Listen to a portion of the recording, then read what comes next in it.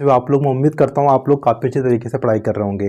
आज मैं आपके लिए एक ट्रिक लाया हूँ, वो है ट्रिक आज त्वचा यानी स्किन की। ठीक है, आयुर्वेद में क्या कहते हैं, त्वचा के बारे में क्या क्या बोला है, और ज़्यादा मतलब डीप नहीं जाएंगे, ब्रीफ में बताएंगे, और मतलब पीजी पॉइंट ऑफ व्यू से किस तरीके से क्वेश्चन आते हैं वो आपको बताऊंगा, और याद करने की ट्रिक है वो कैसे करेंगे। मेनली इसमें हम चरक की बात करेंगे, अगली नेक्स्ट वीडियो में मैं आपसे सुश्रुत की बात करूंगा। तो पहले कुछ ऐसे पॉइंट्स हैं जो आपको जानने बहुत जरूरी है, तो चलिए स्टार्ट करते हैं। देखो, त्वचा यानी स्किन, ठीक है। अब आयुर्वेद में क्या बोला है, ठीक है, तो आचार्य चरक ने क्या बोला है, 6 त्वचा का वर्णन किया है। क्या क्या? 6, मैंने देखो 6 त्वचा का वर्णन किया है, ठीक है। और उन्होंने क्या बोला है कि जो त्वचा है ना, वो मांस की उपधातु बोला उन्होंने। क्या बोला है? मांस की उपधातु है, तो इंपॉर्टेंट पॉइंट है, ठीक है। उसके बाद देखो, त्वचा उत्पत्ति बहुत इंपॉर्टेंट है। त्वचा उत्पत्ति के लिए उन्होंने कोई मत नहीं दिया है, उन्होंने बताया नहीं कि त्वचा कैसे उत्पत्ति होती है, ठीक है।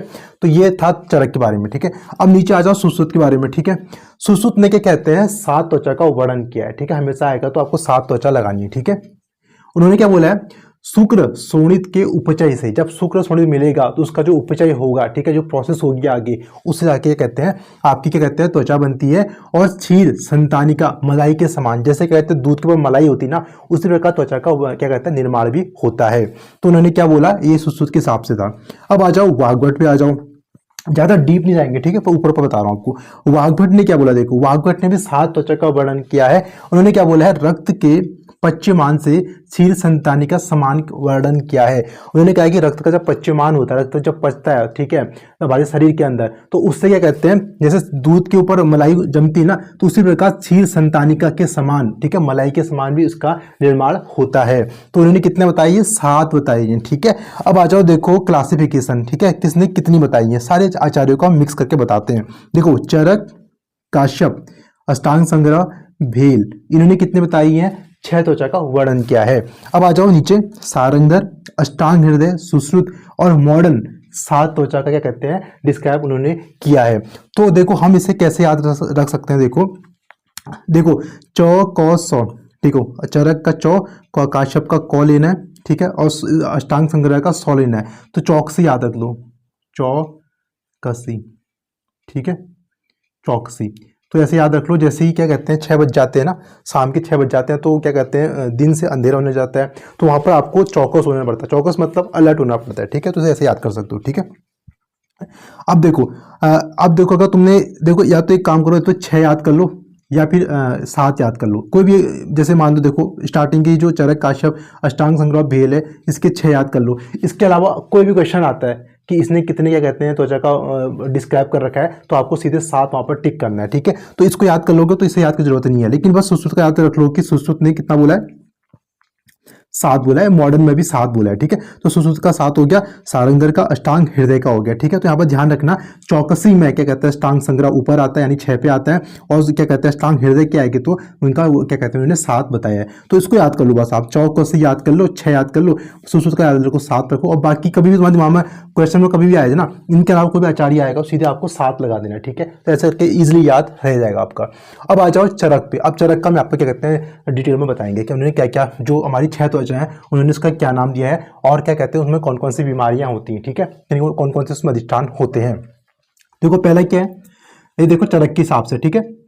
अब पहला है उदक धरा, ठीक है, दूसरी है रक्त धरा, तीसरे को उन्होंने तृतीय, चतुर्थ, पंचम, षष्ठ करके ऐसे दिया है। बस इंपॉर्टेंट ऊपर की 2 ही हैं जो उदक धरा, रक्त धरा है, ठीक है। तो इसको कैसे याद करना है, देखो मैंने आपको बताया था कि जैसे हमारा धातुएं होती है ना, रस, रक्त, मांस, मेद, अस्थि, मज्जा, शुक्र बनती है।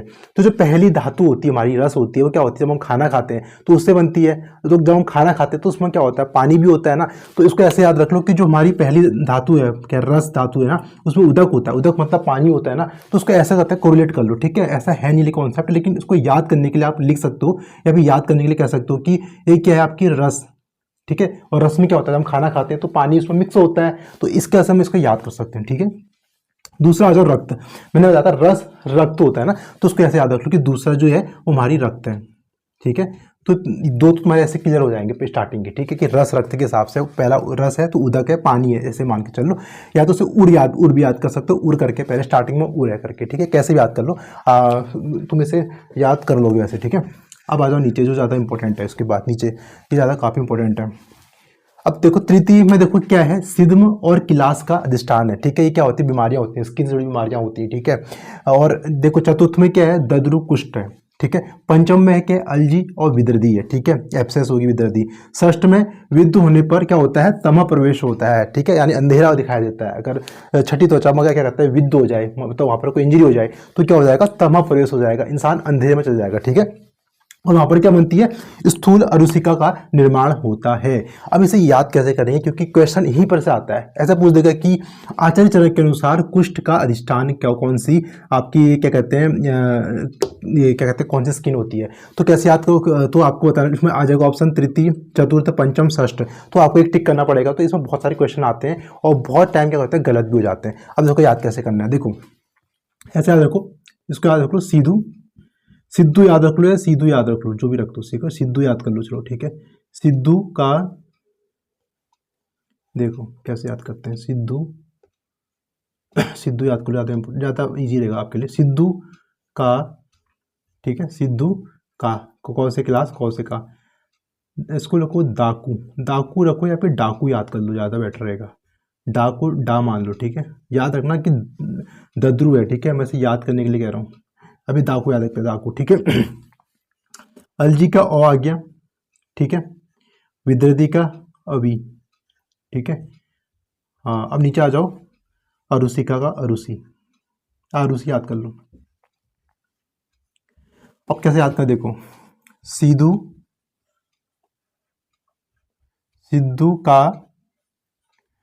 का दाकू अभी आरुषि है। देखो इसे याद करें कैसे याद कर सकते हो, देखो जैसे कि आपने देखा होगा, जो सिद्धू थे ना, वो क्या कहते हैं, जो एक तो वो जो क्या कहते हैं, कपिल शर्मा में आते हैं सिद्धू, नवजोत सिद्धू, और दूसरे जो क्या कहते हैं सिद्धू मूसेवाला।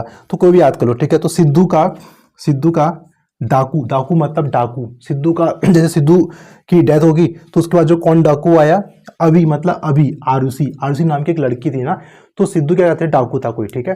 तो सिद्धू का डाकू, सिद्धू मर गया था, तो सिद्धू का जो डाकू था वो कौन था, अभी आरुषि नाम की लड़की है, ठीक है। तो उसको ऐसे याद सकते हो, सिद्धू का डाकू मतलब डाकू, ठीक है, डाकू ऐसे याद कर लो, डाकू अभी मतलब अभी, कौन है, आरुषि है। सिद्धू का डाकू अभी मतलब आरुषि है। अब ध्यान रखना कि कौन से ये क्लास है, याद रखना, ठीक है, ये वो मत करना सिद्ध में ना, ठीक है। और क्या कहते हैं, इसमें याद रखना कि जो कु है कुष्ठ है, ठीक है, इसलिए कु है तो कुष्ठ याद रखना, ये मत कर देना क्लास चतुर्थ में कर दिया और कुष्ठ यहाँ कर दिया। तो ध्यान रखना कि कौन से क्लास आएगा, ठीक है, यहाँ पर गलती मत करना, तो फिर पूरी ट्रिक खराब हो जाएगी। और याद रखना, दो से डाकू याद रखते हैं, लेकिन है क्या, दद्रू है, ठीक है, दद्रू कुष्ठ है, ठीक है। तो कु से कुष्ठ आ गया, ये याद रखना। पंचम में आ जाओ, अलजी विदर्दी है, तो औ से अलजी, वो से विदर्दी।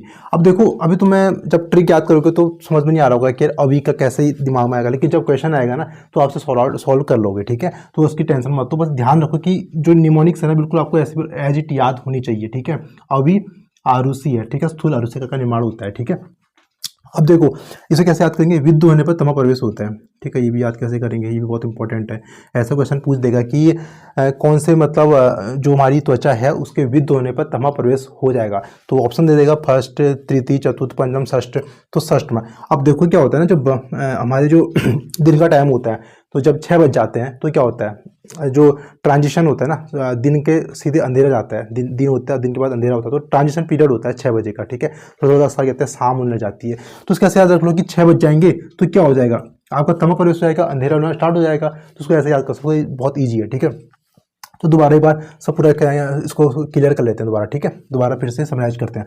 देखो त्वचा के बारे में हमने क्या कहते हैं देखा, तो आचार्य चरक ने 6 त्वचा का वर्णन किया है, ठीक है। त्वचा को उन्होंने मांस की उपधातु बोला है, ठीक है। उसके अलावा क्या बोला है, त्वचा की जो उत्पत्ति है उसके लिए उन्होंने कोई मत नहीं दिया है, ठीक है, कोई मतलब उन्होंने कुछ कॉन्सेप्ट नहीं दिया है, ठीक है। अब आते हैं हम सुश्रुत पे। सुश्रुत ने क्या बोला है, 7 त्वचा का वर्णन किया है और उसमें शुक्र सुणित के उपचय से, ठीक है, और क्षीर संतानिका मलाई के समान क्या कहते हैं, हमारी जो स्किन होती है उसका निर्माण होता है, इसे ध्यान रखना है। उसके बाद आ जाओ वाग्भट पे आ जाओ। वाग्भट ने 7 बताई हैं और बोला है कि रक्त के पश्चिमांश से क्षीर संतानिका के समान क्या कहते हैं, हमारी जो क्या कहते हैं स्किन होता है उसका निर्माण होता है। अब आते हैं नीचे, हमने देखा था कि क्लासिफिकेशन चरक, काश्यप, अष्टांग संग्रह, भेल, चौकसी याद रखते हैं, 6 करके याद रखते हैं। चौकसी 6 बज, जैसे 6 बज जाते हैं तो आपको थोड़ा चौकस होना पड़ता है। चौकस मतलब अलर्ट होना पड़ता है कि अब अंधेरा हो रहा है तो कोई चोर डाकू घर में आ सकता है, तो ऐसे याद कर लो उसको, ठीक है। आप बाकी अपनी जो आपकी ट्रिक है उसे याद कर सकते हो। अगर देखो ये याद कर लोगे तो फिर ये नीचे वाले तो खुद ही पता होना चाहिए कि अगर चौकसी आ गया, इसके अलावा जो भी आएगा उसमें सात सात लगा देना। बस भेल का याद रखना कि 6 है, उसके बाद जो भी आएगा वो सात सात आएगा। सारंग का भी 7 आएगा, अष्टांग हृदय, सुश्रुत और मॉडर्न योगा 7 होगा। ठीक है। उसके बाद हमने चरक्की क्या कहते हैं त्वचा के बारे में देखा, उदक धरा, रक्त धरा, तृतीय, चतुर्थ, पंचम, षष्ठ। ठीक है। पहला हमने उदक धरा को हमने कैसे याद किया, रस, रक्त, मांस, मेद, अस्थि, मज्जा, शुक्र से हमारी धातुएं होती हैं। तो पहले क्या होती है, उदक रस धातु होती है, रस में क्या होता है, पानी होता है। ठीक है। तो उदक धरा ऐसे याद कर लो, उदक मतलब पानी होता है। ठीक है। रक्त धरा तो अब पता है, ऑब्वियस है कि दूसरी धातु क्या होती है, रक्त धरा होती है। तीसरा कैसे हमने याद करना है कि सिद्ध में किलास होता है और इसमें हमने सिद्धू का अगर कैसे याद रखते हैं। चतुर्थ में क्या कहते हैं, दद्रु कुष्ठ। ठीक है। तो डाकू याद रखते हैं। पंचम में ये अलजी विदर्ती है तो इसे अवि याद रखते हैं। षष्ठ में मैंने विद्य कहा था, विद्य होने पर तमा प्रवेश होता है। उसके अलावा स्थूल आरुषिका का निर्माण होता है, उसे हम आरुषि से हम क्या कहते हैं, याद करते हैं। तो अभी ध्यान रखना कि पहले इन दोनों को तो ऐसे याद कर लेना कि पहली रस है रक्त करके ऐसे याद रखना है। उसके बाद देखना कि 3 से लेकर 6 तक हमने निमोनिक बनाया है।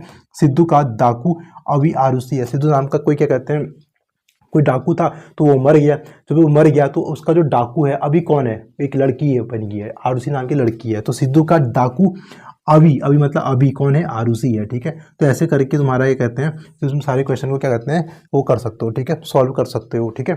तो मैं उम्मीद कर रहा हूँ कि आपको ट्रिक और निमोनिक काफ़ी अच्छी लगी और वीडियो अच्छी लगी तो सब्सक्राइब क्या करो, लाइक क्या करो, और तो मिलते हैं ऐसी नई ट्रिक में। तब तक के लिए गुड बाय।